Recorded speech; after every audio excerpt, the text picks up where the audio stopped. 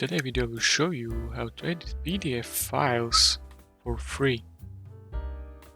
So what you need to do is open your browser and search for sagedata.com. When you are here, just click on this Edit PDF document. Now click on Upload PDF file. Click on and click Open.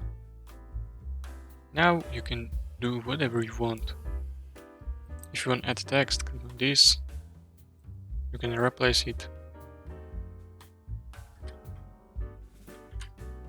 Change font, color.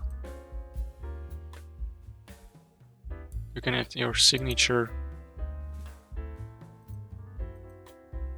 You can add shapes, rectangle.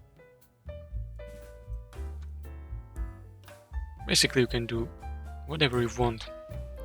And when you are done, just click on Apply Changes. It will let you download this.